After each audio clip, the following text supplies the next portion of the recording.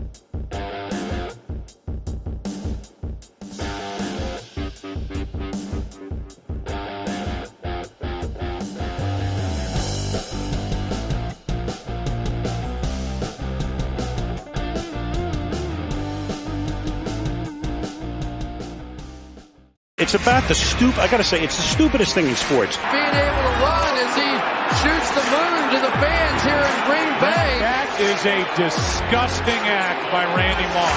This is not Detroit, man. This is the Super Bowl.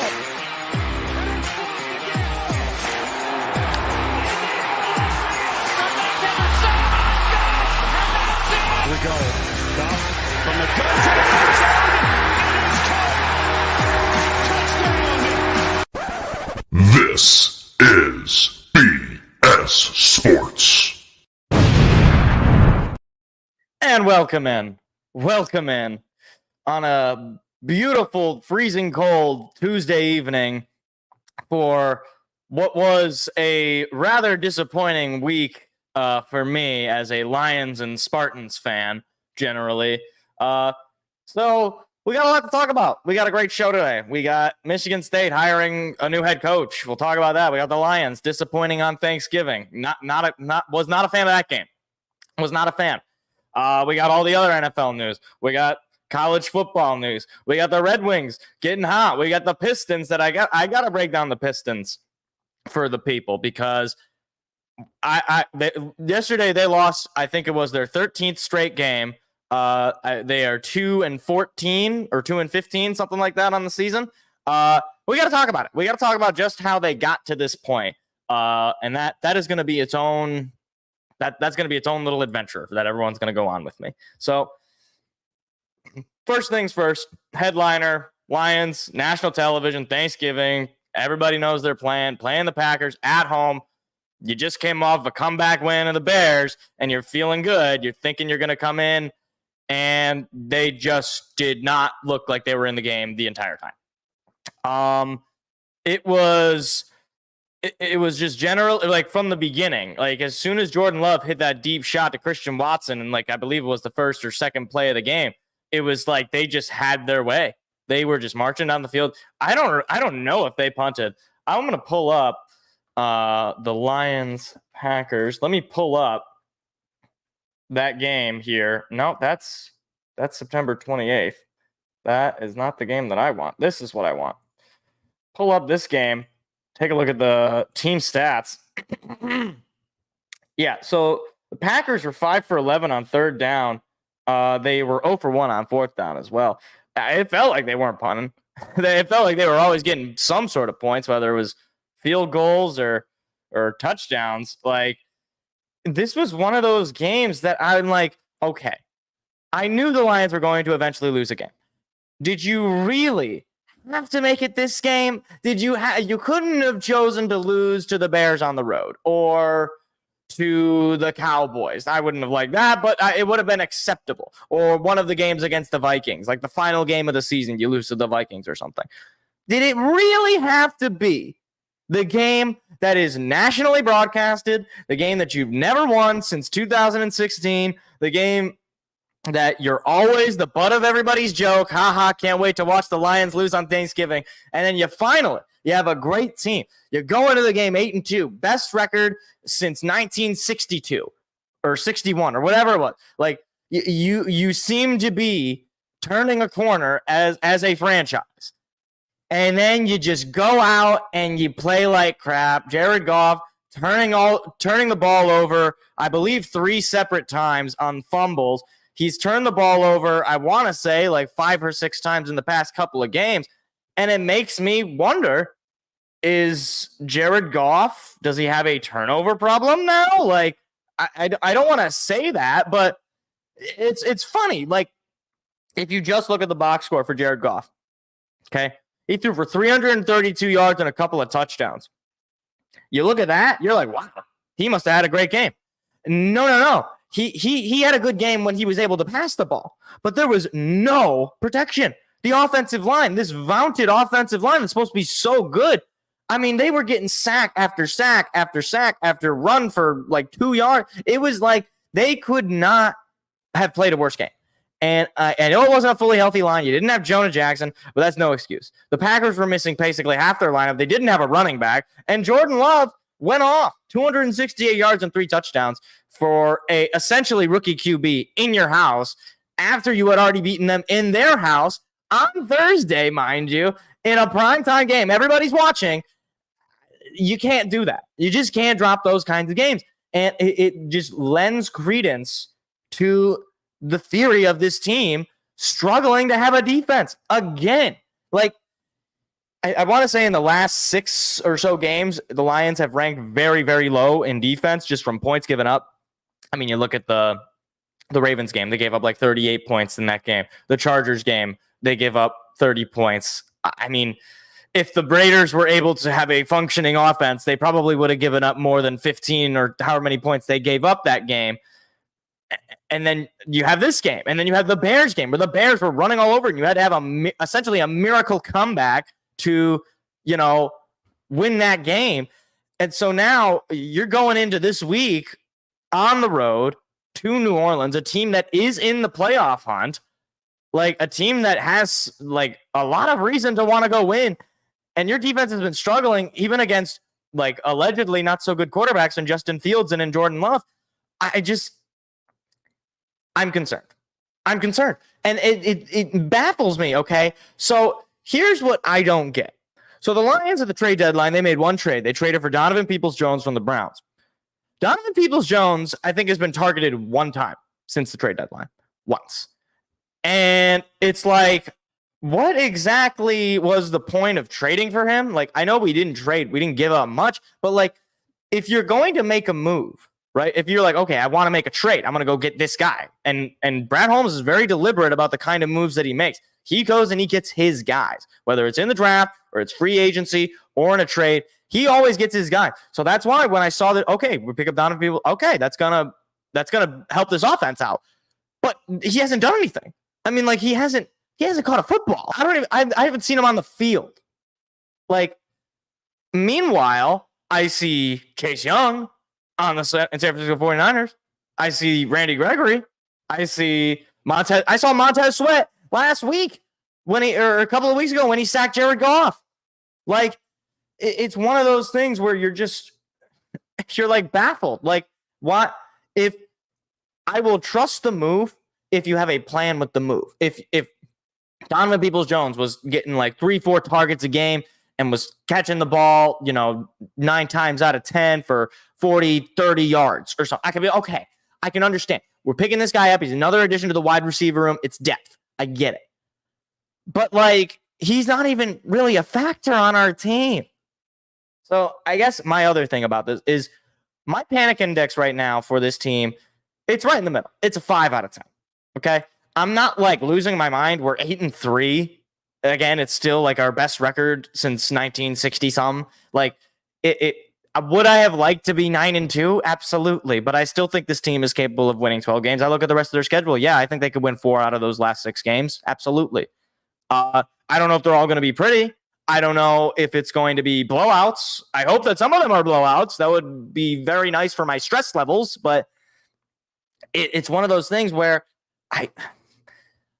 I'm concerned because I see what other teams do. And I see especially what the Eagles look like and what the San Francisco 49ers look like.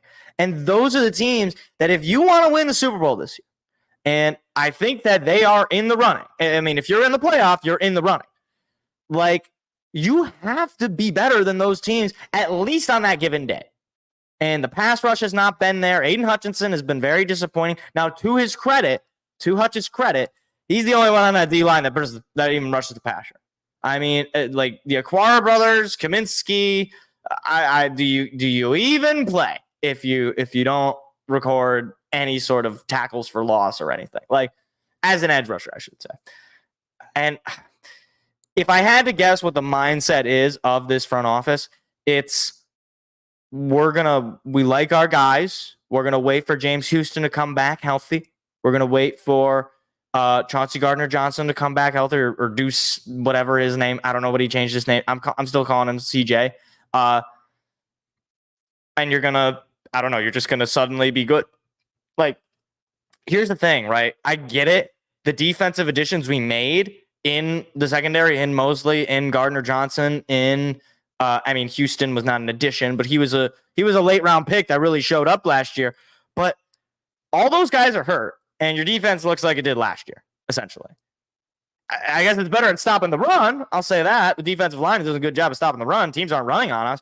But when Jerry Jacobs is essentially your best corner, and the only other DB that is reliable in some facet is Brian Branch, who's a rookie, which, I mean, again, if that's, I wouldn't even call him all that reliable right now because he's a rookie. He's still learning. Like, it's not a good situation when teams are now identifying that, wow, this Lions defense struggles against the pass. And look, maybe we can just get over it. We can just say, all right, yep, we know what? We struggle with the pass. We're just going to go out there and score on you. Problem is that forces the offense to essentially be perfect. It means that Jared Goff can't turn the ball over, which, again, a lot of quarterbacks don't turn the ball over. But it's not reasonable to have your offense essentially go, 6-7 straight drives, scoring every time, field goals and touchdowns. Like, it's just not going to happen. You're going to punt. You're going to turn the ball over. Sometimes you're going to do it in your own territory. Sometimes you're going to give the other team, the 30-yard line on a bad snap or a bad throw. Or you're going to throw an interception. They're going to return it for a touch. Like, you can't just rely on your offense to just score every time, especially when in the red zone, we have struggled to finish. I mean, I think back at that Raiders game that I went to where we would get into the red zone. We'd get close, and then we'd have to settle for a field goal. And you can't do that in the playoffs, I guess. You're just not going to be able to do that. The Eagles aren't going to – I mean, we'll get to it, but the Eagles, man, they made the Bills pay for it. And the Bills are probably better than well, it's hard to say now because the Bills are not looking great, but they're probably better than the Bears, right? See, now I'm like second guessing myself. It's like, are they better than the Bears? I mean, the Bears just won on Monday nights, and in one of the worst football games I've ever had the displeasure of having on my television. And the Bills keep finding ways to lose. I don't know. The point is, I need this team on Sunday. I need them to go into New Orleans, and I need them to smack the Saints to sleep. I need them to just go into the Saints' house and just destroy the master bathroom, essentially. I need them to go in, grab a bag of chips from the pantry and just start consuming. I want them to make the New Orleans. I want them to make the Superdome the Lions Dome. I want them to just go in. This is my house now. Like, it's going to be a big game for Campbell. Obviously, he came from the Saints. I believe he played for the Saints for a season. I want to say he did. Obviously, he also played for the Lions. But you have Jamal Williams, who I think is hurt. He's on the Saints now. I mean, if Chauncey Gardner was playing, he was a former Saint. Alex Anzalone, who apparently is hurt and won't be playing that game. We don't know when we're going to get him back. He's a former Saint. I'm trying to think of anybody else. I think that's everybody. I want to say that's everybody. But either way, like, this is a game. Look, I don't want to say it, but it's true. The Saints are terrible. I mean, if you watch that game they played against Atlanta, a team that we beat pretty soundly, by the way, like, they're just so bad. And every time I've watched the Saints, it's been weird. I don't know why. I just seem to get a lot of Saints games in my area. It's just they happen to play teams that are in the region that I'm in, which is I don't know why. It sucks. I don't want to watch the Saints. Their offense, especially when they get in the red zone, is so bad. Like, they don't know what to do. And Derek Carr is yelling at people, and he's crying on the sideline as he's putting his eyeliner on. And they refuse to throw the ball to Chris Olave. As a fantasy owner of Chris Olave, I've become horribly aware of this. Like, they have basically no running backs because Alvin Kamara has been okay, I guess. Jamal Williams is, legs not included. They're bad. And I couldn't tell you a player on their defense. I really couldn't. And that's not just me not knowing the NFL, which, I mean, hey, I probably couldn't tell you a lot of players on a lot of teams' defenses. But if I can't name a player on your defense, it's because your defense is not all that good. Like, usually. Not necessarily, but usually. Like, if we don't put up like a 30 or close to a 40 bomb on them, I'm getting very concerned about us being essentially maybe a division winner, but even that is still somewhat in question. But still, like, you need to go out there and you need to just smoke them. That's what I'll say about that. And hopefully we do, and then we'll feel great about ourselves next week. So.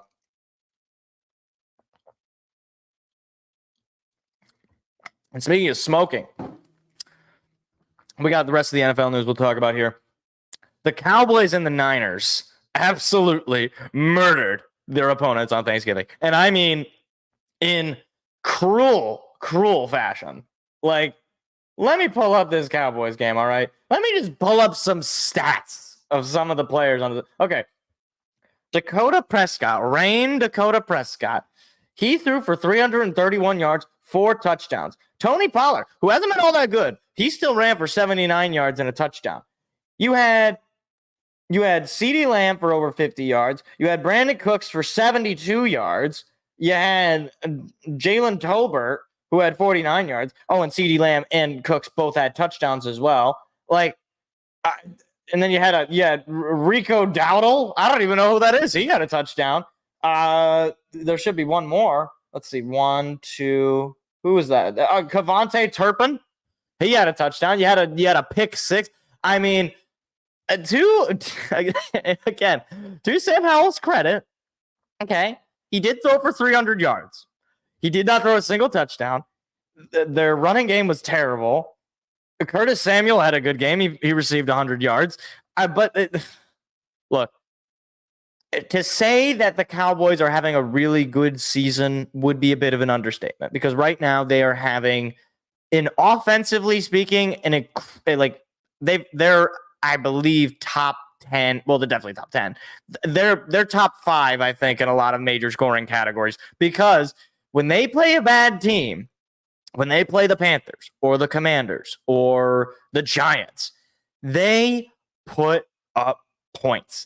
And that is what scares me about the Cowboys. And look, they've had some duds. Obviously, they lose to the Cardinals. They lose to the Eagles. They lose to who was their third loss? I don't even remember. I don't even remember who I can look it up. I can just pull it up right here. Who was their third loss? The 49ers. The 49ers. That's right.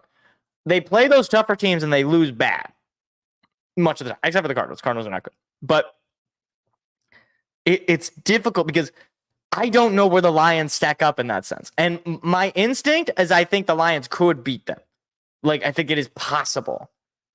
At the same time, I think it's also possible that the Lions get shellacked. Not like 45-10 or like the Giants, but kind of like how they played against the Packers, I think. I think I could see a game like that happening. I hope I'm wrong about that, and I hope it's just, negative, recency bias that's taking over there, but I don't know. The Cowboys are scary good this season as far as offense goes. Defense, it's been good, but I haven't seen them do it against a really good offense. So, and then speaking of really good defense and offense, the 49ers, they put on a show as well. Brock Purdy didn't have a great game, 209 yards, touchdown, and interception. But Christian McCaffrey, I mean, I got to say, I picked Christian McCaffrey in one of my leagues, first overall. It's been one of the greatest picks of all time. I'm like a Hall of Fame general manager at this point. 114 yards, couple of touchdowns for McCaffrey. You also had Brandon Ayuk, 52 catches for 50 yards and a touchdown. You had Deebo Samuel, 79 yards.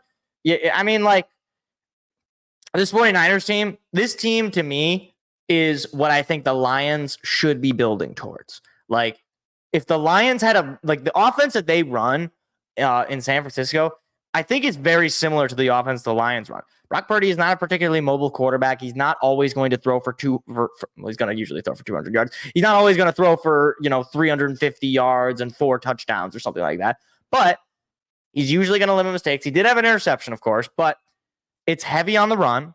You rely on Christian McCaffrey to pick up those plays. You do a lot of high probability, high percentage, short yardage, dunk and dime style catches to Deebo, to Ayuk, to even McCaffrey and Ray McLeod and George Kittle and all these guys. Like, they have so many weapons to the point where you're like, okay, like this is like, it's very hard to stop an offense like this. Like, it's not exactly, it's not fool's gold to use a funny pun there. Like, they are legit an offensive unit, like from every level, from the run game to the pass game to any way you can score, they'll find a way. And defensively, they're incredibly scary. Looking at just the amount of sacks and TFLs, they had 6 sacks on Geno Smith. Reminder, we had 1 sack on Geno Smith. And that was not even, that sack was frankly like, that was on Geno more than it was on our defense. They had 5 TFLs. You had Nick Bosa with a couple of sacks. You had Javon Hargrave with a sack and a half. You had Tayshaun Gibson Sr. with a sack. You had where's my man's? Where's Chase Young? I don't know if he had a sack, but I mean he played, didn't he? Where's Chase Young? We had Randy Gregory had a tackle, his solo tackle. Where's Chase Young? Did he not play? Maybe he didn't play. I thought he did. Am I crazy? What, did he get hurt? I'm not thinking Chase Young. He's not on the box score. Maybe he didn't do anything. Maybe he didn't play. I don't know. Okay. That's weird. I don't know how to explain that. ESPN, fix your website, I think. I don't know. Either way, 49ers are an incredibly terrifying team. And I think the Lions match up better against them than against the Eagles. But either way, I'm intimidated by them. They are a scary, scary bunch that can score in a myriad of ways, and they will suffocate you on defense. And they showed that on Thanksgiving, just pantsing the Seahawks. It's not great in Seattle. Not great. Not great, Bob. Not great.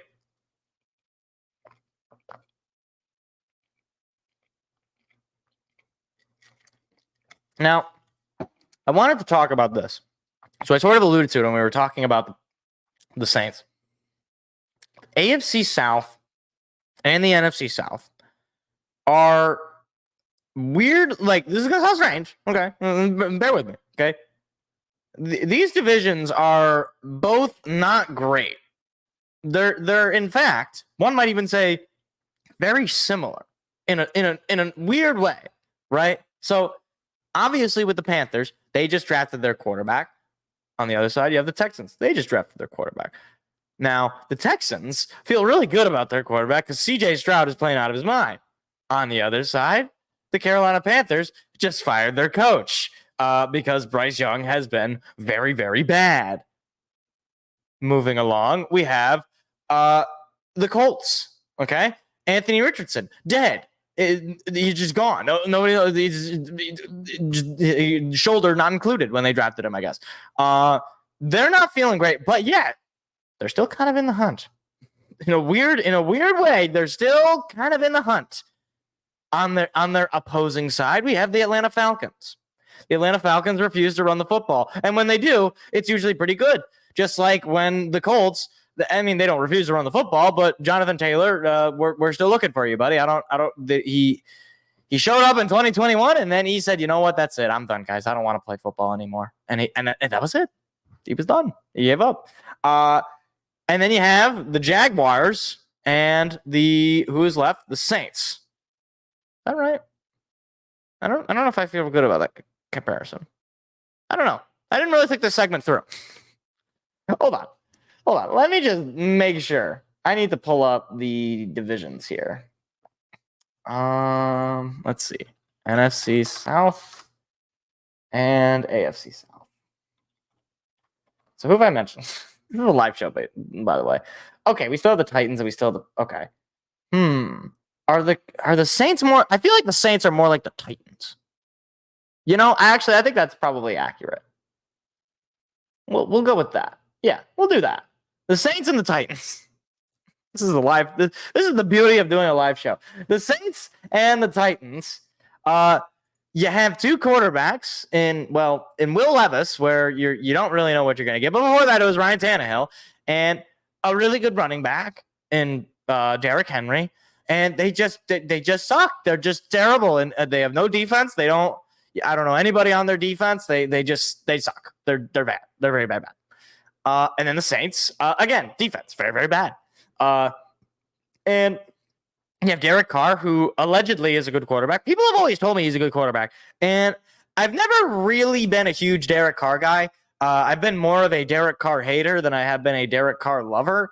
And he doesn't inspire confidence. He's very similar to me, like Ryan Tannehill. He just doesn't inspire a whole lot of confidence. And look, we'll see if Will Levis can develop into what they need him to be. Will Levis had a big win over the Panthers this past week, and he looked pretty good. But just not a whole lot there. And then you have, of course, the Buccaneers and the Jaguars. By the way, all these teams technically are in the hunt, except for the Panthers. They're not in the hunt.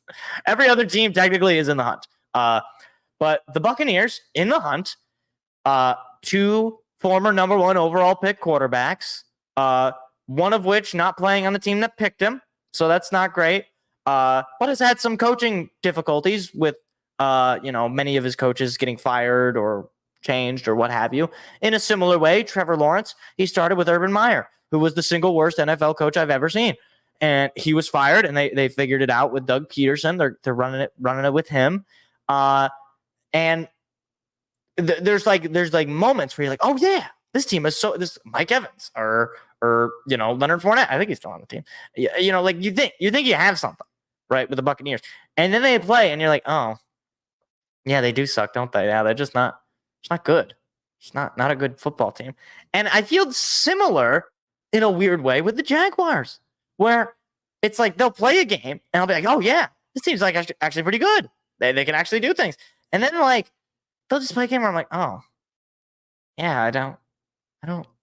What is up with you? Like, why are you bad? Like, now, granted, I think the Jaguars are a much better team than the Buccaneers, but still, I mean, the Jaguars are still leading in that division. They're 8-3. So it's their division to lose. But Colts 6-5, Texans 6-5. Jaguars picked up a big win against the Texans on a missed field goal at the end of the game. So they pick up that win, but still, I found it to be very strange that these two divisions are like very similar in somewhat opposite ways. Two sides of the same coin. That's what I'll say.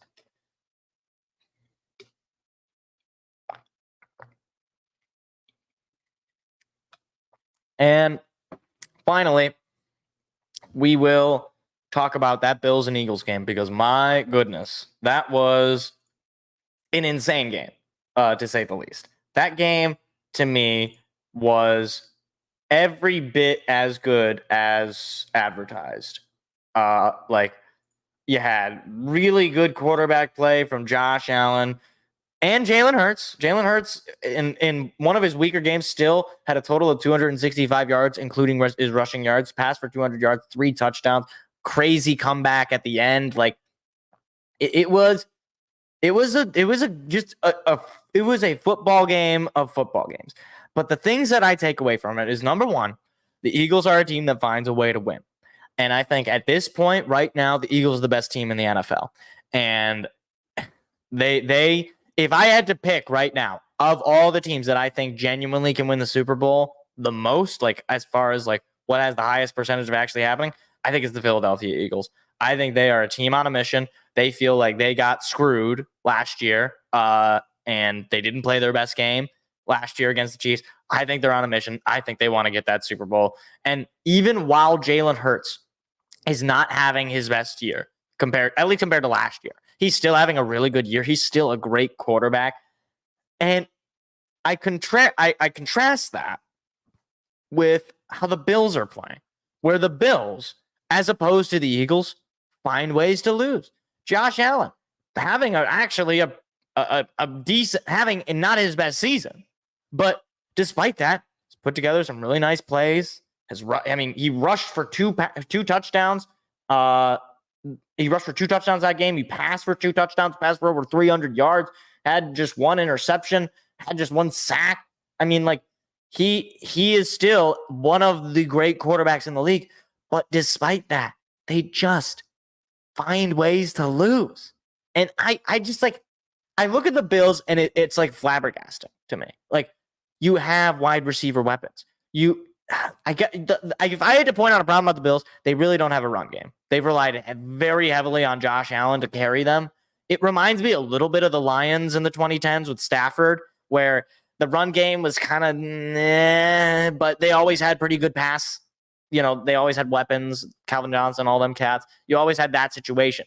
But it's just not going to work. Like, you're going to end up like this, where you're going to be maybe you finish, 10-7 or 9-8 and you sneak into a wild card. But the Bills have gotten worse since their I believe it was the AFC division game that they played against the Chiefs. Since that game, they have gotten worse. Like, they have regressed and regressed and regressed. And it's not like they don't. I just don't really know what you do. Like, I feel so bad for the Bills, the fans especially. But at a certain point, it's like, is Josh Allen the problem? Is coaching the problem? Is it defense? Is it the general manager? Like, the Bills have run a fairly good, like, in a weird way, despite the fact that the Bills never won. They aren't like a completely incompetent organization most of the time. Obviously they had the 4 Super Bowls in a row that they lost all of them. But no other team has ever gone to 4 straight Super Bowls. And you think if they win 1 or 2 of those, let alone 3, the Bills are looked at as one of the historic teams, right? They're looked at in the same way that we look at the Patriots or that we look at the Steelers, right? Like as teams that have had historic success. But the Bills, they just find ways to lose. And in a league where every win matters, every little thing you do matters, whether it's turnovers, whether it's clutch defense at the end of games, and they just can't do it. It sucks, but clearly something's not right in Buffalo. And I don't think it's Josh Allen. I think maybe it's coaching. I think primarily it is the fact that they've just never developed a run game in that offense, and it's starting to hurt them. And, Josh Allen's not going to get any younger, and he's falling into the same mistakes that he had early in his career. So I really hope it's not that, but it seems like that's more and more leaning towards what it is with the Bills. But yeah, so that is that. So we can move on then to college football. So I'm dressed in MSU garb, mostly because MSU basketball is playing right now, and currently they are destroying Georgia Southern, which is not surprising, but you know what? I'll take any wins we can get because we are not even ranked. We were top 4 at the beginning of the season, and we're not even ranked anymore. Who could have called this? Did somebody call this? Oh no. Maybe he'll come out and talk about it. But anyways, so Michigan State played a game against Penn State, and I will give full disclosure. Okay. Now, to be fair, a lot of these games that I talk about, I don't watch some of them because I'm physically unable to. I watch as many of the games as I possibly can. I'll always watch the games of the teams that I primarily cover. I'll always watch the Lions. I mean, there's proof that I'm watching the Lions games. I'll always watch the Lions games. I'll always watch Michigan State. However, this game I did not watch. And this was not because I wouldn't have watched it. I probably would have watched it, but I was out of town, so I didn't want to watch it. And I didn't watch a single minute of this game. I saw no highlights, and mostly because there were no highlights. We lost like 42-0, I think it was, something like that. I just said, the season was over. I'm glad we got a road win. I'm glad we beat Nebraska at home on homecoming. But I was just sort of done with this team. Once Mel Tucker was fired and the whole thing, the Washington game happened, I said, you know what? This team stinks. We're bad. It's not going to work out. Things are just going to go bad. So yeah, as it turns out, we managed to get worse from last year, which is quite the achievement because I didn't think we could get worse. But lo and behold, when things can go wrong, they do go wrong in East Lansing, apparently. But that's not even really the news I want to talk about with Michigan State. Whatever. They lose a football game. Who cares? They were terrible.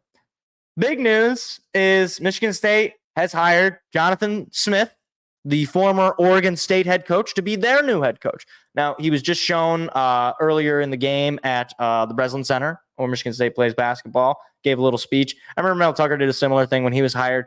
Look, as far as like home run hires, I think this is like a really good hire. I think everybody that I've heard, that I've read, this is a pretty good guy. This is a guy. Okay, here's a few of my takeaways.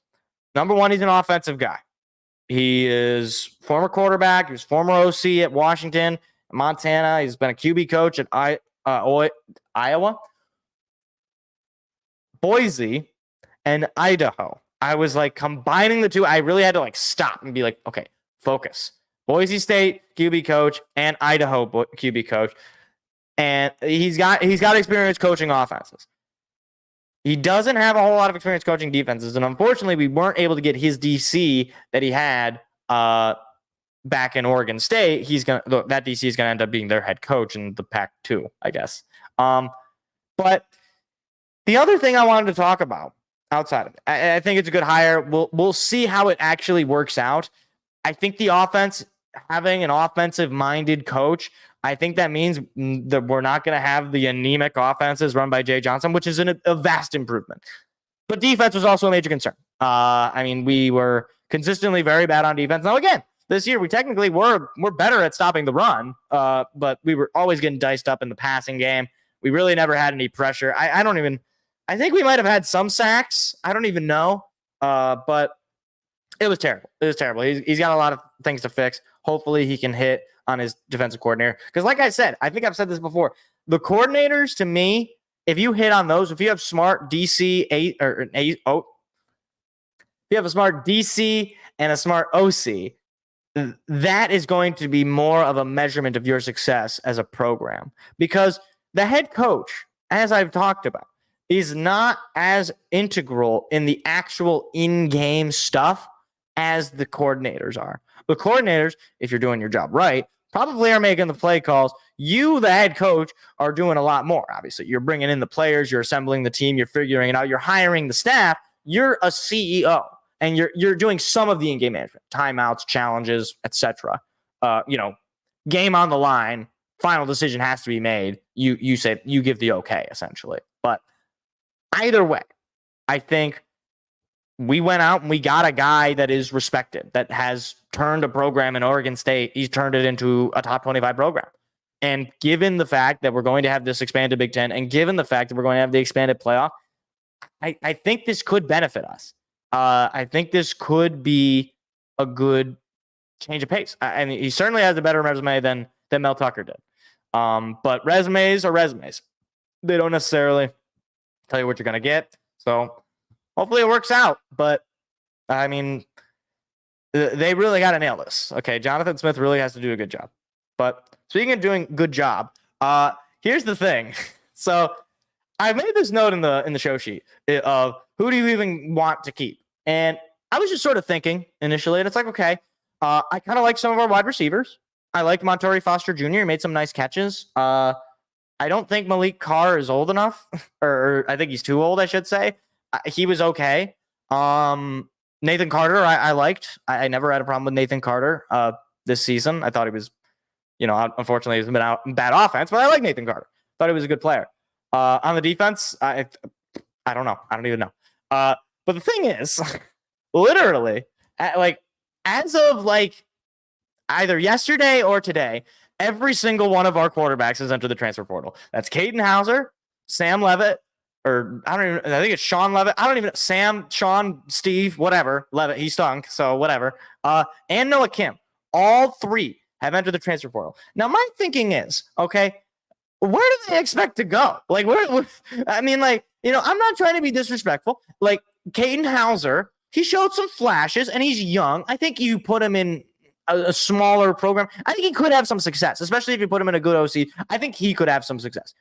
Now, as far as Noah Kim is concerned, no, I don't think he's going to have success anywhere. I think maybe if he goes to Toledo or Western Michigan, yeah, sure, maybe he could be a decent quarterback there, but nowhere in a respectable college football program is Noah Kim doing well. Noah Kim is going to be a senior. What is he? What kind of tape does he think he's going to put on? Look, go for it, Noah. If you want to find a better place, go for it. I'm not trying to be disrespectful to the person. I'm sure he's a very nice guy. All I'm saying is you weren't all that good in a bad scheme and on the team, right? So you're probably not going anywhere bigger, I guess. But hey, maybe we'll see. But outside of that, not a whole lot to talk about Michigan State-wise. At this point, we're just on recruit and transfer watch. We're going to need to replace that quarterback. I want to say DJ Ungalalele, the quarterback at Oregon State, I want to say he still has a year of eligibility. I could be wrong on that, but if he still has a year of eligibility, I mean, probably rather take him. And obviously Jonathan Smith has a relationship with him, so I wouldn't be opposed to having him be the quarterback. But I don't know. We'll see. It's definitely going to be some transfer portal stuff for sure. That's it. It's stuff. Okay, stuff. It's not great, and Jonathan Smith's got his work cut out for him. But I think a couple of years times, I think Michigan State could be back where they should be, which is a competitive, tough football program, top 25 football program. That's what I'm looking for. And ultimately, I'm looking for national championships. And I know that seems so ridiculous, but you know what? Not to go on too big of a rant, okay?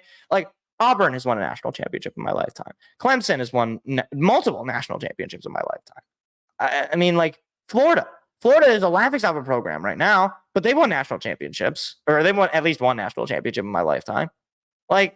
You don't have to be Alabama or Georgia or heck, even LSU. They went through a spurt of bad football. The idea that Michigan State specifically, it seems like I don't know if this is necessarily just me not hearing enough people talk about Michigan State, but it seems to me that especially from some Michigan fans, it's like, oh, Michigan State competing for a national. What a joke. They could never win a national championship. It's like, oh, like Auburn, like Clemson, like, all these other schools that quote unquote never could win. Like, it's like, especially now with the way transfer portal and NIL works. And right now, just looking at teams, it's like you can have Washington this year win the national championship. I mean, hey, the Michigan hasn't won since '97. Like, it's not like it's just like basically like you have to be Georgia or Alabama or from the SEC generally to win a national championship. I mean, even using Georgia, right? Like before 2021, Georgia was always the team that would, they build up good and then they just lose to Alabama in the SEC championship, or they wouldn't make the play. Like growing up, that was my Georgia. Now Georgia is like just this behemoth, and it can flip like that. I don't know. That snap was not very good. It can flip like that. That was a good snap. Like if you do it right, it can work. That's all I'm saying. But so that is that. In other news in college football, it was quite the eventful rivalry weekend, I will say. Did I put Penn State in the I put Penn State on the show notes. That's my bad. Michigan, they beat Ohio State for the third straight year. And I will just say, I hate to say I told you so, but I told you so. I knew they were going to win this game. The whole season, Ohio State, to me, has looked like you don't know what you're going to get. It's Dr. Jekyll and Mr. Hyde. I might have gotten those mixed up. Jekyll and Hyde. We're not even going to give them titles. He's not even a real doctor. He didn't even go to medical school. The whole year, they were just kind of like, meh. Like, they beat up on Matt. They beat up on us. Matt. They beat up on us. And they beat up on, the Rutgers or whoever. But even then, it's like Rutgers played them tough at the beginning of that game, and then they ran away with it. It's like the thing is, when I see a team like Michigan who just went into Minnesota or went into Nebraska or went into Michigan State, and they just immediately, from like the first drive, just marched down the field and murdered. Like it was just the game was over by the third quarter. Whereas with Ohio State going in, they were constantly, it's like, oh, this is an interesting game going into the third quarter. And then eventually they'd run away with it. But I never understood why the national media and why the AP polls were just oh yeah, Ohio State is definitely high. It's like, what? Am I missing something? Like, I never understood it. Like, I just never understood why Ohio State was getting so hyped. I was saying for weeks that I would have taken Washington and Oregon and Florida State over Ohio State. But I don't know. I don't make the AP poll, I guess. And look, to Michigan's credit, they played a game that was not easy. There was two defenses that were playing each other really tough. Michigan winning the turnover battle. That's huge. Their defense played really, really well. And it wasn't like an amazing game offensively, especially near the beginning. It was kind of sluggish. J.J. McCarthy made some nice throws. His receivers made some nice catches. Blake Corum with a huge running touchdown right after Zinter goes down on the injury. It was a good game. And I say that as a Spartan fan. It was a good game. This doesn't mean you guys didn't cheat. I mean, like, the thing is, right? So, like, first of all, what a punishment, right? Oh, no, we don't have our coach for the final three. Oh, and we just win the games anyway. It's almost like you were playing teams you were already going to beat regardless of whether you could have, Jim Harbaugh could have been decapitated and it wouldn't have mattered. But hey, don't need to bring regular sense into this. But anyways, that's enough jest. Okay. Like, does this game give me pause about Michigan's chances for a national title? Yes, it does. I don't think that they will beat a team like Georgia or Oregon. I do think they have something of a chance against Washington in a sense. Okay. So the problem is with Michigan's defense is that Ohio State offense was the best offense they played all season. And they're not going to play a good offense in the Big Ten Championship in Iowa. So that's out of the question. And further, like, they did something, like, I need to see them do something that they haven't done at this point. And I've seen them go undefeated and win the Big Ten. I've seen them beat Ohio State at home. I've seen them beat Ohio State on the road. I've seen them do all these things at this point. I need to see them go win a playoff game. And then at that point, all right, you show me something. If you lose in the national championship, it sucks, but at least you showed me something. You showed me that you progressed, right? But I just need, that's what I need from Michigan. If you want me to, sing your praises and say, gosh, get diddly darn, you guys are the greatest team in the history of college football, or whatever you want me to say, then I need them to do something that I hadn't seen at this point. Because at this point, it's like, yeah, I pretty much knew you guys were going to go undefeated probably at the start of the season. I didn't believe in Ohio State. I certainly didn't believe in us. I never believed in Penn State because Penn State's run by a moron. And apparently so was Ohio State, because Ryan Day, man, I mean, I was seeing some people talking about firing him, and I'm not saying they should be firing him necessarily. But the fact that they're talking about it, the fact that that's media, it tells me just how important a Michigan-Ohio State game is to Ohio State. But right now, Michigan owns Ohio State. I don't know if they just they signed some blood oath or something. Then maybe they got a Buckeye tree buried underground that is I don't know. It's sending the messages inside the Buckeye. I don't know what's going on there, but they pretty much, if I had to, I mean, this is very, very similar to, like I was saying before, with Alabama and Georgia, where it was just every year it'd be like, oh, here they go, SEC championship, Alabama and Georgia, and Alabama wins. Alabama would just always win. But right now, Michigan, you're at the top of the pack, and I guess technically you have to look forward to the conference championship game, but I mean, let's be realistic. This is not going to be a game. It's going to be 100-0 by the end of the second quarter.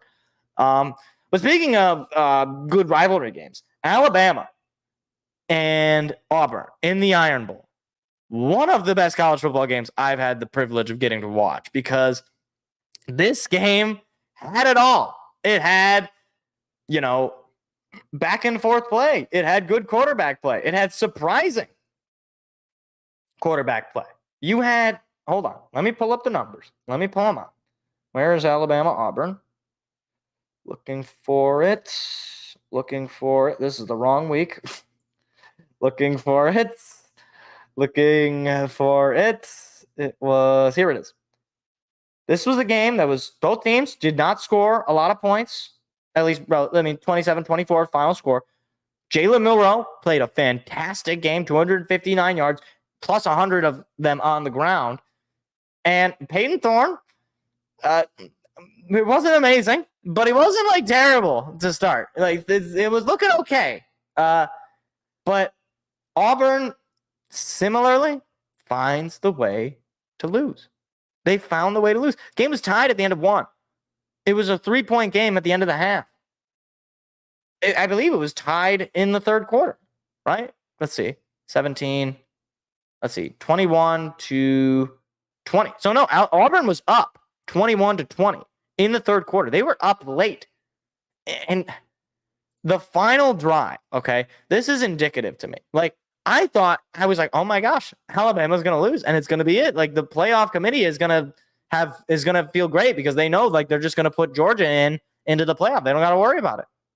But on 4th and goal from their 30, or from Auburn's 30 or something I was like, oh geez, they're just going to need a miracle.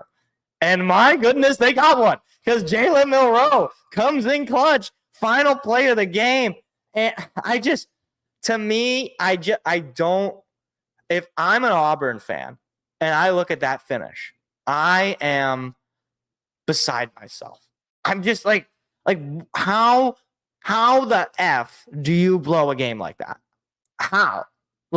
For one, if you're a DB, okay, if you're a corner, if you're a safety, that you should be playing the football. The fact that their DB wasn't even looking, he had his back turned to the quarterback. What are you doing? You know it's the final play of the game. All you have to do is, when he throws that ball, because he's taking a shot at the end zone, all you have to do is get up there and knock the ball down, or just don't let a receiver get open. You should be within a foot, less than a foot of a receiver. There should be no separation because either he's going to throw a bad pass or he's going to get sacked or he's going to try to run, and in which case your whole defense is going to come up and you're going to probably stop him at that point. I don't know. It was one of those finishes, and that wasn't even the worst of it. Because then you're like, okay, well, Auburn gets the ball back, right? So they have a chance to try to march down the field. And on the second play, the first play, Thorne fumbles or bad snap. I don't even remember. And they go back to their own 2. Now they don't have any timeout. So they got to run another play. They got to quickly. And I'm like, what are you doing? Hurry up. You have to run another play. This is the final play of the game. And Peyton Thorne throws the ball and it is intercepted. Run back for a touchdown. All zeros. Game over. And I have not seen 2 subsequent plays by a quarterback go so horrifically wrong to the point where it is comedic. I couldn't believe it. It was an unreal finish.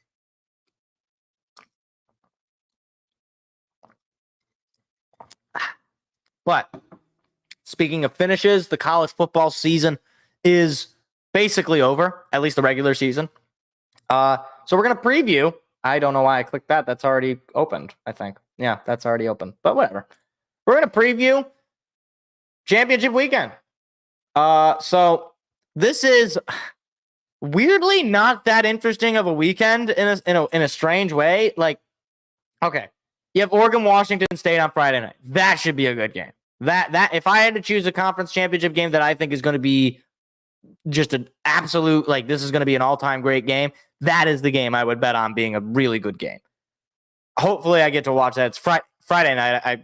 I that would be the game that if I get to watch one game this weekend, I would want to watch that game. And I wish it was on Saturday, but I don't know. Then on Saturday, you have Big 12 championship game. You got Oklahoma State and Texas. A little bit of a letdown game. I kind of was hoping that would be an Oklahoma-Texas rematch, but we won't get that. Texas, last hurrah in the Big 12. I don't anticipate them losing this game, but if they do lose this game, they are definitely out of the playoff. And they're a weird team. A lot of people see them making the playoff. I don't know. I would not be surprised if they're the one conference champion that does not make the playoff. I'll say that. And then on top of that, Georgia, Alabama. That I think could also be a sneaky good game because this is a game. Remember, if Alabama wins this game and they win the SEC, I would be shocked if they don't put Alabama in the playoff. I know they're only ranked 8th, or at least going in. I don't know what they're going to be. They're doing the CFP rankings tonight, and I'll probably hear about it tomorrow. I don't really care about their rankings as it stands right now, but as far as do they deserve to be in the playoff? It's well, if you beat the reigning champion in your conference championship game, I kind of feel yeah, but I don't know. We'll see. But the other thing about that is they're not going to not put Georgia in. If Georgia's only loss is in the SEC championship, there's no way that they're going to disqualify them. I'd be flabbergasted, and Georgia fans would be burning the streets. That would be terrible. As well as that, yeah, we have Michigan, Iowa. That's going to be a blowout. I'm sorry, that's not going to be an interesting game. That's one of your primetime games. So that's rough. We'll just say that. And then finally, Louisville and Florida State. That's another game that could be interesting. Obviously, that has playoff ramifications. Florida State, it's hard to say they don't deserve to get in if they're undefeated, but the problem is they don't have their starting quarterback, and Louisville is a tough team. Louisville certainly could win the ACC this year, and if they win the ACC, then they're not getting into the playoff because they already have the one loss, or 2 losses, I believe, because they lost to Kentucky as well. So I believe they lost to Kentucky. Did they lose to Kentucky? Hold on. Now we're double checking this. Did they lose to Kentucky? Did they lose to Kentucky? I think they did. Why am I blanking on whether or not I remember having that game on? Let's see. Kentucky. Yes, they did. Okay. They did lose to Kentucky. So either way, if Louisville wins, Florida State's out. If Florida State wins, It sort of depends what happened in the other games, and I hate to do that. Like in a similar way to Texas, it sort of depends what happens in the other games. Like, I don't know. I think the nightmare scenario for the committee is if Oregon beats Washington, Texas wins, Alabama wins, Florida State wins, and Michigan wins. Because then it's like, okay, you're definitely putting Michigan in. Now you don't know if you want to put Georgia in because they lost. Now you also don't know if you want to put Oregon in over Washington because Washington beat them before, but now they just lost. And so are you going to just not put them in? But then you got to put Oregon in if you're going to not put Washington in. And you still got Florida State that we got to I do not envy their job, but also their job is ridiculous and stupid, and I love it. It's the only reason that they keep it as it is right now, and probably the reason they were fighting the whole expansion is because it's great television. Of course. It's like when people talk about, why don't they just put a sensor inside the football so that when they get a first down? It could just mark when. It's like, guys, do you not understand that this is an entertainment business? It's not just it's not Madden. Okay, obviously Madden has some sort of in-game mechanic that determines whether or not you make a first down. Like once the ball crosses X thing, it will be a first down no matter what, right? But they do the chains, they do the bringing out of the thing and the laying it down because it's drama. It's like it's human. It's just how it is. So yeah, there's that. But that is college football. I'm looking forward to championship weekend. Like I said, especially looking forward to that Oregon-Washington game. That Friday night, man, that's gonna be the game. That for sure, in my mind, is going to be the game. Now, let's see. Okay, we'll do a couple more things before we get into the Pistons, because that'll be a good way to round that out. So, first of all, let's talk about hockey. So the Red Wings, they win 3 straight. They shut out the Devils. They knock off the Bruins. And then they beat who did they play? They beat the Wild at home this past Sunday. They have a challenge this Wednesday against the Rangers. That is not going to be an easy game. However, the Red Wings also went out and they signed Patrick Kane to a 1-year deal out of the blue this morning. This was just breaking news. I was like, what? We got Patrick Kane. So Patrick Kane is not the Patrick Kane of my childhood, at least. He is a much worse player in terms of his on-the-ice production, and he's coming off of hip surgery. A hip surgery that historically players have not come back playing well after. At the same time, he's still Patrick Kane. He's allegedly perfectly healthy. It's a 1-year deal, and he has a connection with Alex DeBrincat, both of them playing for the Blackhawks together.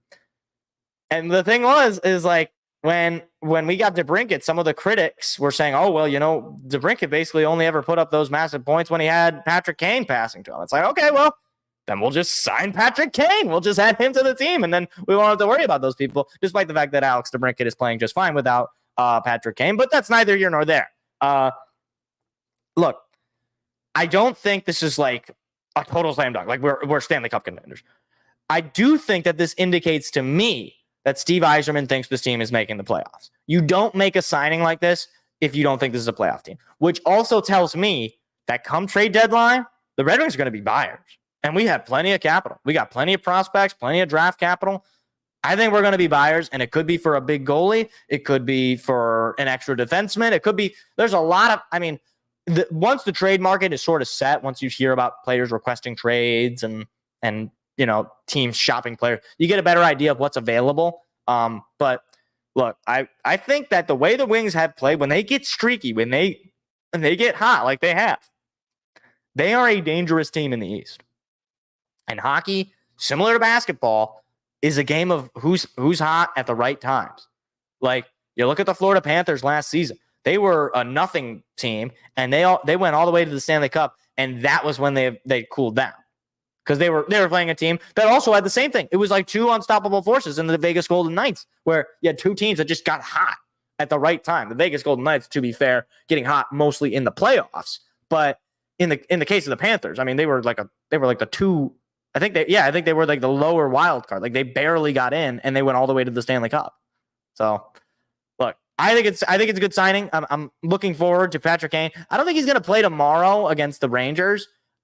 Which is funny because that's another one of his former teams. I wish he would play because that would be awesome to see him play against his former team. But I don't think it's going to happen. We do play the Blackhawks later this week. It'd be really cool if he could play that game. I'm hoping it's the case, but that Rangers game is going to be a national broadcast game, and the last time we played the Rangers, we got smoked. So let's not do that again, and the Rangers are a very, very good team. So if we can keep this win streak alive, heck, if we could just keep the point streak alive, we can take this game to overtime, get a point. I'm not going to lose any sleep about it. I'd much rather get the win, but, I can at least feel okay about that. But that's where I'm at right now. And speaking of signings, hey, Tigers making another move in the offseason. They signed Kenta Maeda. They signed to a 2-year deal, I believe $24 million, something like that. Look, let me pull up Kenta Maeda's numbers. So this, to me, this is a solid signing. Like, it's not like blow you away, but it's a solid signing. Last year, he was a one-WAR player. He had a 4.23 ERA. He had 117 strikeouts, pitched over 100 innings. He had 1169 WHIP. I mean, he's a solid, like, back of the 5 starting pitcher. Like, obviously he played in the playoffs with the Twins, and I'm glad that we take a player from a division rival. That always is a good feeling. And it's funny, like, he's 35 years old. He's obviously, he's not exactly in his prime, but he's a veteran presence. Do I think he's going to have the kind of season that Eduardo Rodriguez had for us? No, but he's a veteran presence. He added to that pitching staff. I hope this isn't the end of the moves. I really don't. I do want another bat to be added. We added Mark Canha. Give me one more. Just give me one more. Give me like a catcher or maybe an infielder. I don't know. Just give me another bat. That's all I ask, Scott. It doesn't have to be free agency. You can make a shrewd little trade. Not anything crazy. Don't go insane. But I like this signing of Kenta Maeda. It indicates to me at least that Scott Harris and Greenberg are in the business of making the team better year after year. They're not in this stupid tanking and adding up ass. No, they're not doing that. Every year you want to get better. So I like the move. Now we are going to end in a very before we get to the picks. I have to talk about the Pistons. I hate to have to do it, but I have to. I have a moral obligation, I feel, to talk about the Pistons. Okay? So yesterday, the Pistons played against a fellow 2-14 team in the Washington Wizards. And believe it or not, actually, the Pistons were favored. It was a hometown game. Hey, two of the worst teams in basketball. And the Pistons lost that game by double digits. And I have reached a point with the Pistons where I truly think that this will be the worst team in the history of the NBA. Like, 2012 Bobcats, eat your heart out. This team is so bad. Like, you want to hear a stat? Here's a stat. The Pistons, since the trade deadline of last season, have won, I believe, like 9 games, something like that. So this calendar year, they've won 9 games. Okay. The Detroit Lions, this calendar year, have won 10 games. A football team has won more games than the basketball team has over a calendar year. I've never heard of that happening in my whole. I don't know if that's ever happened. And I mean, you have to think that it's not going to remain that way. But I mean, I look at their schedule and I'm like, I don't know if they can beat the Lakers. I don't know if they can beat the Nets. I don't think they're going to beat the Sixers. I can't look. I look at their game for the rest of the season or the rest of the year, and I'm like, I don't know if they're going to win any more games. But that's sort of beside the point. Okay, the thing that I need to point out, because there's a lot of Pistons fans out there that need to be educated, that need to know the man who is primarily responsible. Because it's not Monty Williams. It is Tom Gores. But also, it is the man whom Tom Gores has hired to be his general manager. It is Mr. Troy Weaver. Troy Weaver is, in my opinion, on the level of Matt Millen, Al Avila, and Ken Hall in the later years as far as awful general managing in the draft, in trading, in free agency, and just in general things. Troy Weaver has been terrible. So I've collected a list of things that Troy Weaver has done, and I am going to recite them all to you just to lay down the law of just how terrible this whole regime has been. Okay? So his first draft, he drafts Killian Hayes, Sadiq Bey, and Isaiah Stewart. Now on paper, you look at that and you're like, okay, these are somewhat interesting players, I guess. We'll see how it goes. So Killian Hayes was, of course, infamously, at this point, drafted above a player by the name of Tyrese Halliburton. Tyrese Halliburton, by the way, let me pull up his numbers real quick. Tyrese Halliburton. Tyrese Halliburton is averaging close to 30 points a game this year with 11 assists. He's averaging a double-double. He's already been an all-star and was an all-rookie. Killian Hayes, on the other side, is one of the worst basketball players I've ever seen in my entire life. There is no discernible thing that he is good at. He can't pass. He cannot shoot. He can't play defense. He can't do basically anything. Sometimes he can't even dribble. I'm not even kidding about this. Sometimes he really can't even dribble.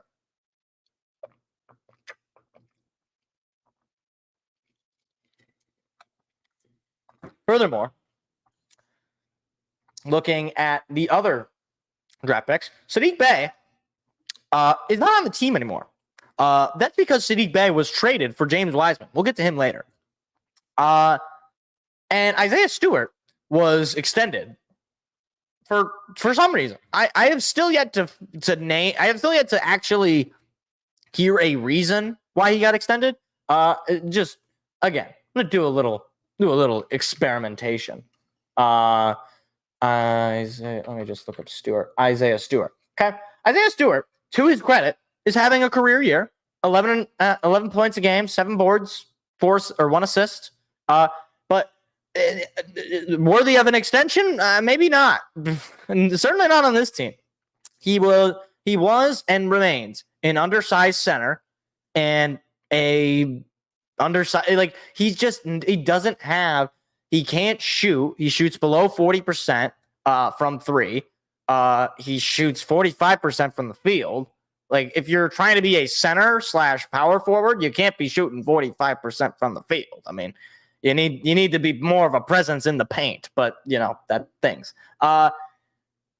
I'm convinced at this point, given the fact that he's largely a pretty run-of-the-mill basketball player, that he was pretty much extended because he got into that fight with LeBron James. Like, I think if he doesn't get into that fight with LeBron James, he probably is, playing for, Brooklyn or something. Like, I can't think of any other reason. I really don't. I have no idea.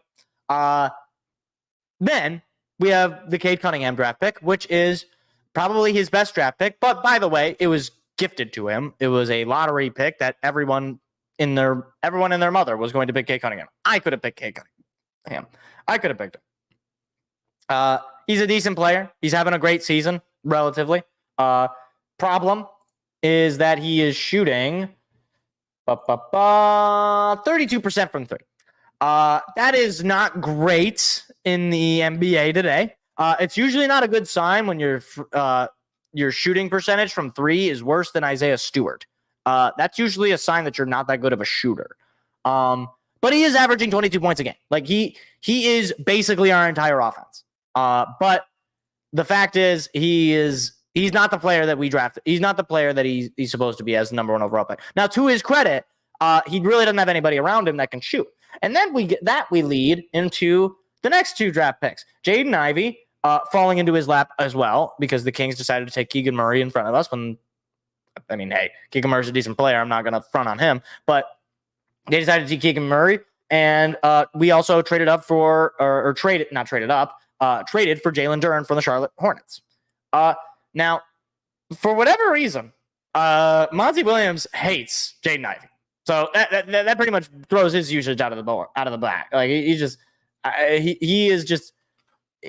a good player. And I mean, like, it's hard to say that he's a good player. He's an okay player. He's very athletic, but the coach just hates him. He just doesn't like him at all. And Jalen Duren is also a good player. I think Jalen Duren is he's like kind of like a double-double machine. He gets hurt, or he's gotten hurt a lot, which sucks, but he's a decent player. So right now we're working with 2 decent players. and we're not even talking about offseason. No way. We'll get some of those moves. Finally, his most recent draft, he takes Asar Thompson and Marcus Sasser. Thompson is basically more attractive Killian Hayes. He does everything that Killian Hayes doesn't do, except shoot. He also cannot shoot. He's basically a turnover as far as shooting. But he plays excellent defense and he gets rebounds. He's a decent passer. So basically he's Killian Hayes, but he can play everything else except shoot. What am I going to do with this? This is another player who can't shoot, by the way. Marcus Sasser, I really don't even know what his role is on the team. I have no idea. I haven't heard his name called recently. Like, he's another guard that I wish I had more to say about Marcus Sasser, but I don't know what to do with him. It's like he's just sort of a part of the team, and we'll get to that later. We'll get to now Troy's reclamation projects. Now you got to think, okay, if you're a general manager of a bad team, you have to have some reclamation projects. You got to take some team's garbage and maybe you'll turn their garbage into some sort of trash, right? No, one man's trash is another team's treasure, as the old saying goes. Okay, let's start with Marvin Bagley. Marvin Bagley has gotten extended by the team, but all he does is get hurt and suck. So that's not going to work very well for success. Well, that's fine. You could fail on some of them. Not a fan of the extension, but you know what? You could fail on some of them. Kevin Knox, he sucks. He's not good, as it turns out. The Knicks, in fact, were wrong to pick him, and also they were right to let him go. But we tried him, okay, and then we let him walk because it didn't work out. But then we bring him back in the middle of the season because we need somebody. Now, I'm not like a super smart person, right? But like, if say your team is struggling to shoot, right? Like you need like an offensive presence, right? And last year you had this guy. Let's just call this guy Kevin Knox. And Kevin Knox was like not that good. So like, in order to fix the problem that you still had last year, by the way, you still had the same problem last year. In order to fix that problem, what you do is you just get the guy that you had. I don't know what to do with him. We also have James Wiseman, who again, no discernible role on the team. He sucks, and we don't even know what to do with him because he sucks so bad that you don't want to give him minutes, but you can't put him on the court with Duren and with Bagley because then you're just running around with a bunch of centers who can't shoot, like it's 1973 or something. Like I don't like.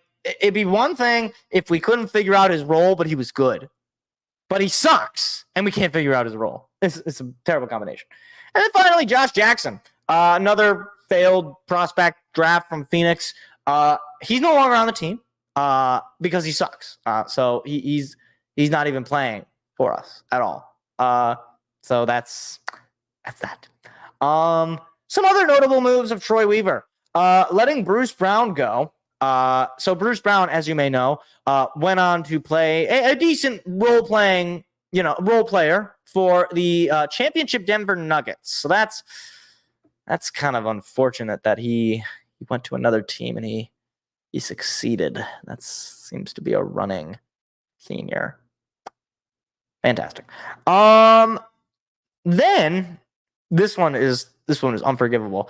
We go ahead and we bring in Joe Harris. I believe we traded for Joe Harris somehow. I don't remember how we did this. But we took Joe Harris, giving the Nets a bunch of free cap space so that they could just sign Cameron Johnson, who was the guy that I wanted them to sign. I wanted the Pistons to go out and get Cam Johnson. You bring in Monty Williams. He's got a relationship with Cam Johnson. He likes Cam Johnson. And you give him Joe Harris, who, again, no discernible role on the team. And he sucks.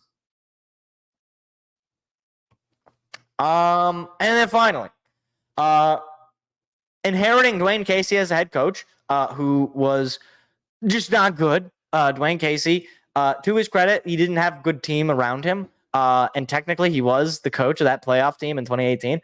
But he's not a good coach.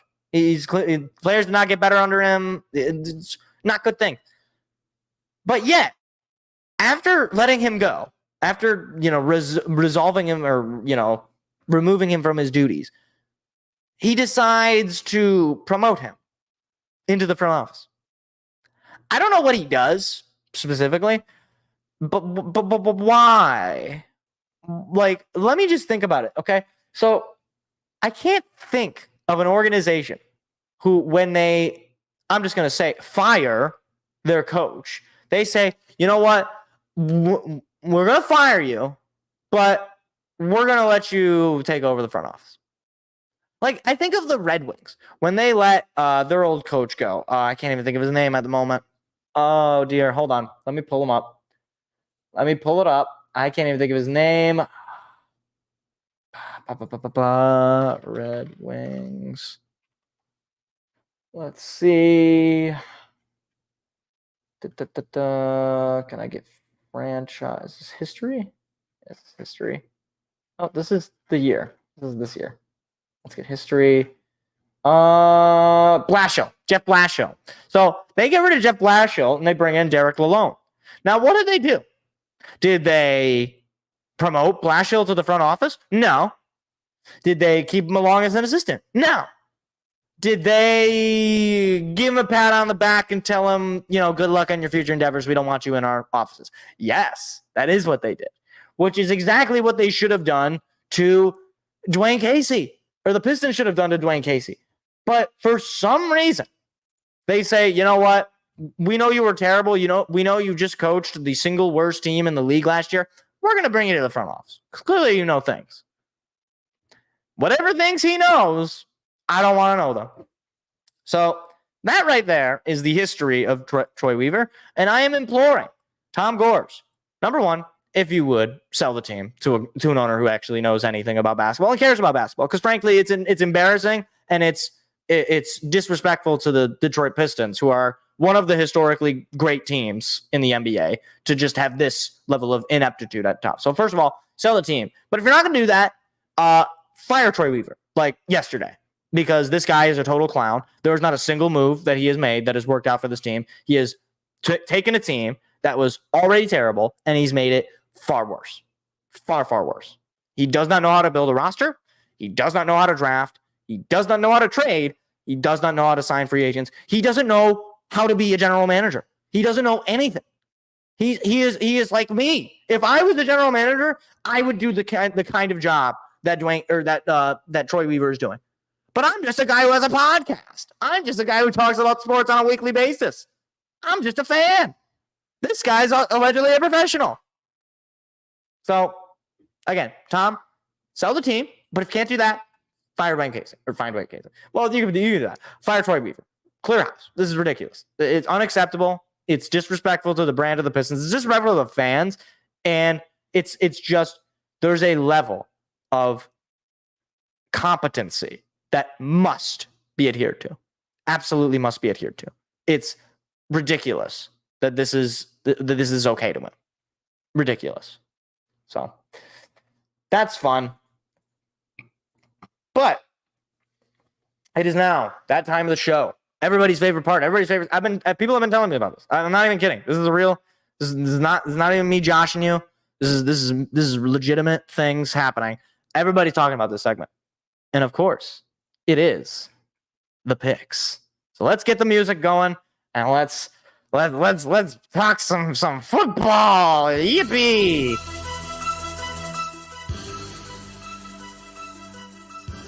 All right.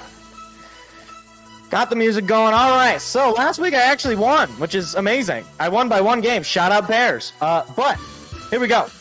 Starting off Thursday night football. We got the Sea Chickens heading to Dallas, taking on the Cowboys. Actually, sounds like a decent matchup.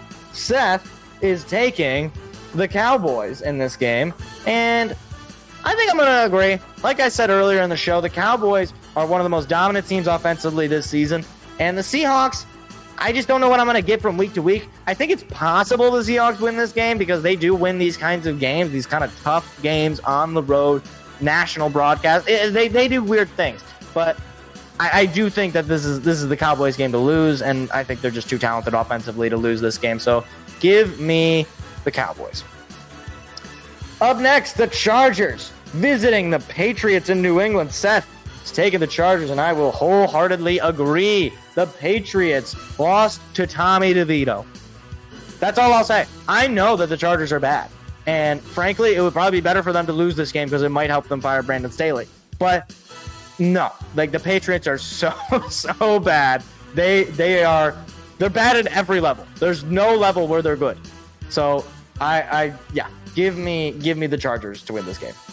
Up next, the Lions visiting New Orleans, taking on the Saints. Seth taking the Lions this game. I will agree wholeheartedly. Look, a tough loss on Thanksgiving. But you know what? This is a get-right game. And I know it's on the road. It's never easy to play on the road in the NFL. Saints team is fighting for a playoff spot.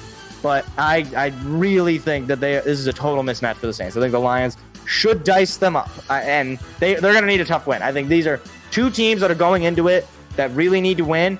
Problem is, our team is far more talented and far better coached than the Saints. So give me the Lions in this game. Up next, the Falcons heading to New Jersey. Take on the New Jersey Jets. The Falcons is who Seth is going to take, and I will also take the Falcons. Look, I will, because Tim Boyle as your quarterback, you're not winning any game. The Falcons are fighting for a playoff spot. The Jets are fighting for existence. Robert Saleh's seat has got to be getting a little hot because this is now, and I get it, he hasn't ever had a good quarterback. But again, there's a level of acceptable competency where your offense cannot just always be bad. And you can't just have no backup plans for if your backup plan for quarterback, assuming your starter goes down, is Zach Wilson and Tim Boyle, it can't do it. I mean, their offense is just not good. And it has more to do, and sure, it has a lot to do with the quarterback play. But it's just not good. You have Breece Hall and Garrett Wilson. Those are two very good offensive weapons. Utilize them in the right way, or fire your OC. I mean, goodness gracious! Give me the birds. Come on. Up next, Cardinals visiting the Steelers. Seth is actually going to take the Cardinals in this game. Now, I will disagree here, and it is not because the Steelers have a good defense or have a good offense, I should say. It is precisely the opposite, actually. The Steelers have a very bad offense, but they will win this game because the Cardinals, I believed in them last week. I thought, you know what? They're taking on the Rams, no Cooper Kupp, Matthew Stafford kind of struggling, Kyler Murray feeling it, but they're just not good. They don't have enough talent. They don't have enough guys. And the Steelers, they're just too good defensively. I don't think they're going to give up a whole lot of points. I think this is going to be a low-scoring game, but I think the Steelers are going to come away with the win, especially at home. It's a tough place to play. So, give me the Steelers. Colts at the Titans. Seth is taking... Hold on. There we go. Seth is taking the Colts. And, I'm going to disagree here as well. The Titans are... technically speaking, fighting for a playoff spot. And Will Levis has played decent. Now, it's at their home. So, in theory, they have home field advantage. I think this is a game that they should win. Because I look at the Colts, and there's nothing about that team that gives me confidence. Like, there's just nothing about that team that makes me feel good. And Minshew, he's playing fine, I guess. I don't feel good about that. And I feel nasty having to take the Titans because this is a terrible game, but give me the Titans. Why not? Up next, the Dolphins visiting the Commanders. Seth is taking the Finns. And I will agree with this one because it does not matter how many yards Sam Howell can throw for. They cannot score. And the Dolphins have proven they can score in a myriad of ways, apparently. Their offense has sort of struggled a little bit recently, but this is a very bad Commanders defense, especially losing Chase Young and Montez Sweat. So, yeah, give me the Finns to go out there and put on a show. Up next, the Broncos taking on the Texans on the road. Seth is taking the Broncos in this game. And you know what? This is where I will disagree. The Broncos. Okay, look, they've won 5 straight. I'm aware. I know the Lions play them in a few weeks, and I'm getting a little nervous about it. But they're not winning games in ways that I think are particularly impressive, or they're playing teams that I just don't actually fear that much. Like, they beat the Browns, who have a terrible offense. They beat Josh Dobbs and the Vikings. Again, terrible. Who else have they beaten in this streak? They beat the Chiefs, who that was probably the most impressive win, I will say. That's an impressive win. But at the same time, I think you're gonna have those couple of games where you win games you're not supposed to. And this is the game I feel like this is a game they probably end up dropping. So give me the Texans. CJ Stroud bouncing back after a tough loss. He's gonna win this game. Come on, Siege. Come on, buddy. Help me out, and please, Broncos, start dying again. I need to play you when you guys are bad. That'd be nice. Up next, the Panthers visiting Tampa Bay, taking on the Buccaneers. Seth is taking the Buccaneers, and I will wholeheartedly agree. You just fired your head coach. Typically, that's not the sign of a good team, Carolina. So, yeah, the Buccaneers technically still in the hunt. Still in the hunt for that division. Still in the hunt for a wild card. Baker Mayfield is not terrible, but he's played like he's terrible. So, I don't know. Give me the Bucs. You better beat the Panthers. I mean, come on. How could you lose? You can't lose to the Panthers. There's just that team is so bad, so bad. Bryce Young can't even see over the O-line. It's not good. Up next, the Browns visiting the Rams. Seth, he is taking the Brownies in this game. I almost typed Brownies because I said it out loud. On the road. You know what? Give me the Browns. They're a tough defense. I picked them last week to beat the Broncos. I thought they could beat the Broncos. I certainly think they could beat the Rams. The Rams are in a weird state. They're technically still in the hunt for the wild card. Now, so are the Browns. So that's the other consideration. And I think that defense is just so good. And I just don't know that I trust that Rams offense to be consistently like they were last week against the Cardinals. This is a much tougher defense than the Cardinals. So I think this will be a lot closer of a game. And I think the Browns come away with it. Give me the Brownies. Up next, the 49ers visiting the Eagles and what I think should be the game of the week. 49ers versus the Eagles. Seth is taking the Eagles. And I think, oh man, this is a tough one. This is legit. This is probably one of the tougher choices. You know what? It's in Philly. Give me the Eagles. They literally lost one game.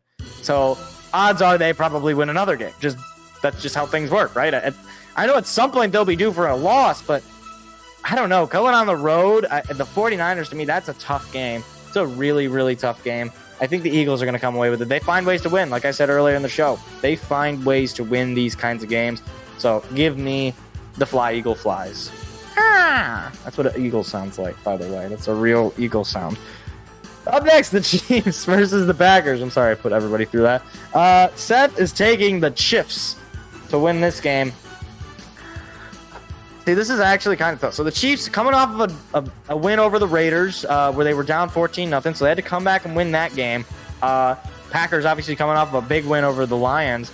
Packers are fighting for a wild card spot. Obviously, the Chiefs fighting to keep that division lead. Both these teams playing desperate.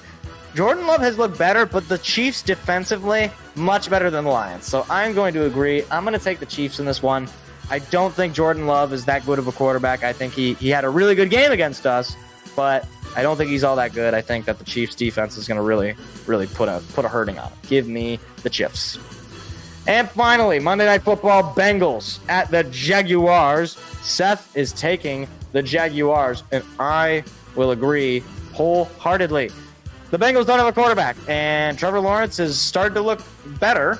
He played a great game last week against the Texans, so it's going to be back in Duval. Tough place to play. Bengals are just struggling right now. I think their playoff aspirations have pretty much died. So, yeah, give me the spotted Big Cats. Or, I don't know what the technicality... They have... I don't know. Everything's spots to me. Over the stripes. Spots over the stripes. That's the nickname for this game. So, to wrap it up, here we go. Seahawks, Cowboys. We are both taking the Cowboys. Chargers, Patriots. Seth is we're both taking the Chargers. Lions, Saints. We are both taking the Lions. Falcons, Jets. We are both taking the Falcons. Cardinals, Steelers. Seth is taking the Cardinals. I am taking the Steelers. Colts, Titans. Seth is taking the Colts. I am taking the Titans. Dolphins, Commanders. We both take the Dolphins. Broncos, Texans. Seth is taking the Broncos. I am taking the Texans. Panthers, Buccaneers. We are both taking the Buccaneers. Browns, Rams. We are both taking the Rams. 49ers, Eagles. We are both taking the Eagles. Chiefs, Packers. We are both taking the Chiefs. And Bengals, Jaguars. We are both taking the Jaguars. And that is the Week 13 picks.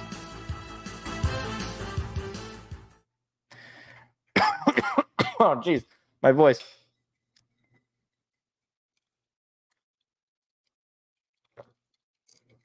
I just lost an ice cube. It just fell down onto my body. All right. Well, whatever. It's fine. It's fine. Nobody saw that. It's fine. Not embarrassing at all. But that is the end of the show. It was a jam-packed show. We talked a lot. We had a lot of things to talk about, but appreciate anybody for stopping by, checking in, hanging out. It was a good time. Glad we got that therapy with the Pistons. Glad we did that together. That was wonderful. That was very edifying. I'm glad everybody was a part of that. But we will be back broadcasting the Lions game this Sunday against the Saints. That'll be this Sunday at 1 o'clock in the afternoon Eastern time. So be sure to come out to that. And then obviously we'll be back again next Tuesday to discuss the week's news. And I'm sure there will be more news. We got conference championships. We got, more baseball off season because that's a thing. We got the NFL. Things will be gone. So appreciate anybody for stopping by, and I will see you guys hopefully on Sunday in the Lions Saints game. So see you guys then. Have a great rest of your night. Goodbye, everybody. Goodbye.